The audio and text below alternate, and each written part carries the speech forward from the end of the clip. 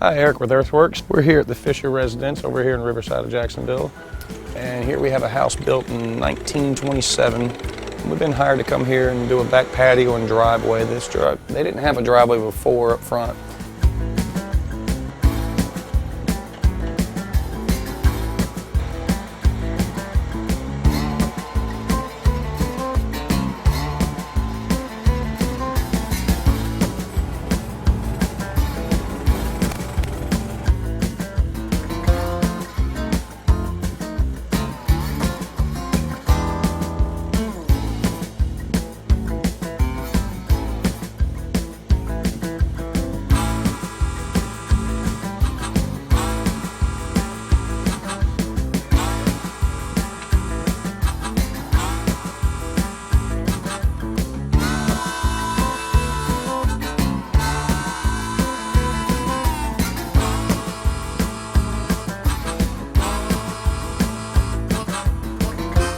Right here, what we did was he had a wood deck here, and we excavated the wood deck, and he needed a landing pad that was obviously the same height. Instead of building up the whole area with pavers, we just built up and gave him a small patio here.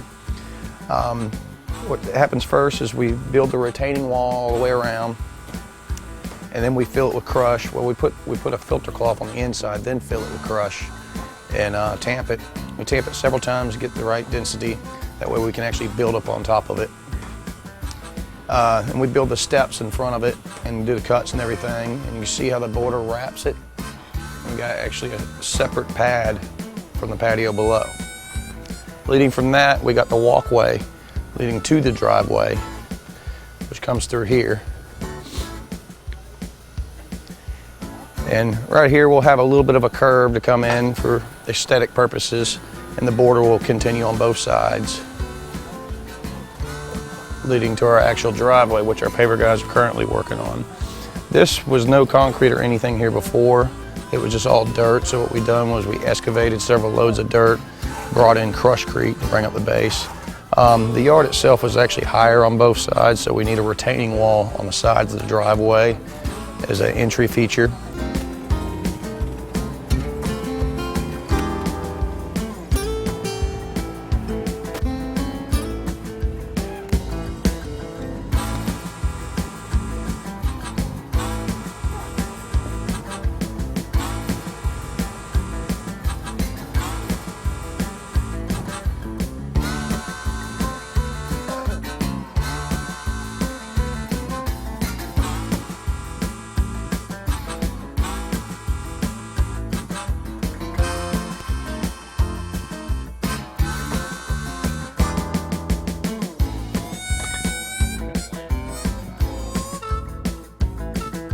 All right, you can see our paver guys, they're paving up to the front patio.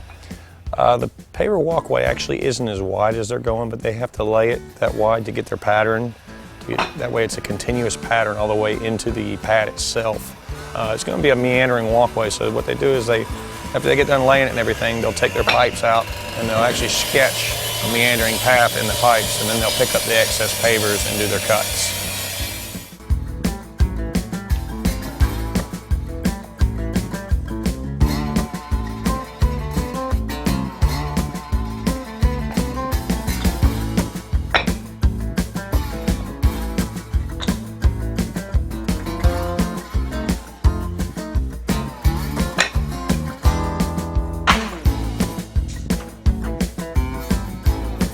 So when we were excavating, you got this big maple tree here that's been here.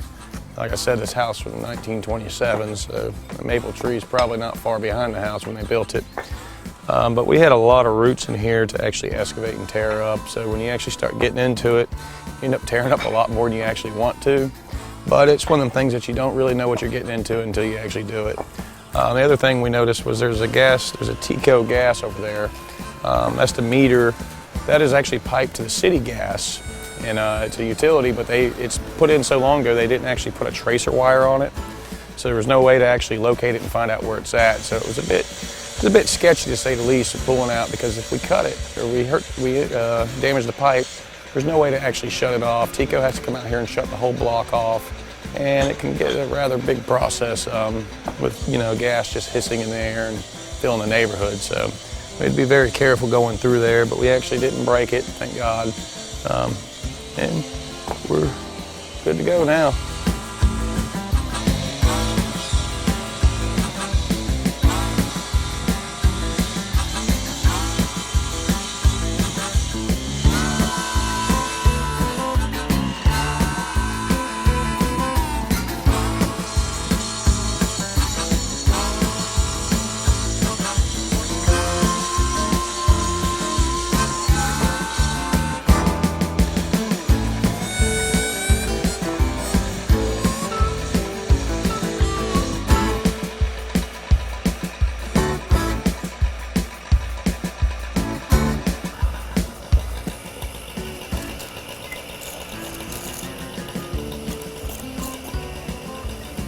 Affects the whole curve, don't it? Right now what we're doing is we're just trying to find a good flowing bend for the border of the pavers to go.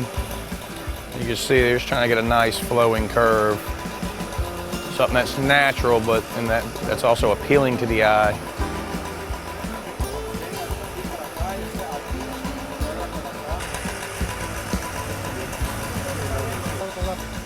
Take that out just a little bit more that way, a couple inches.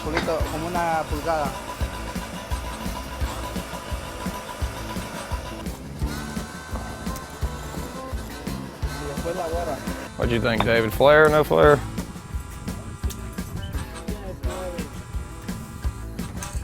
.23 in.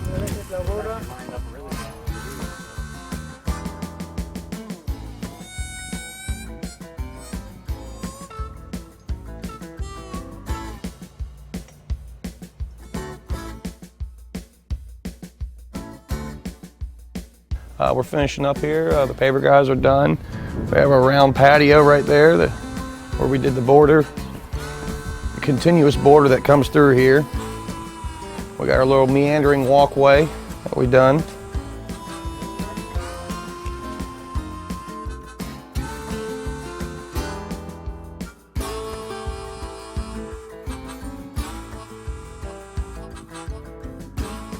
Here we got a walkway leading into the backyard, followed into a back patio deck.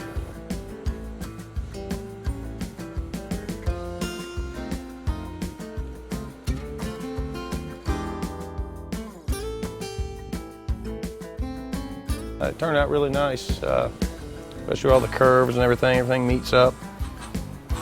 Follow us on Instagram and Facebook and subscribe to our YouTube channel.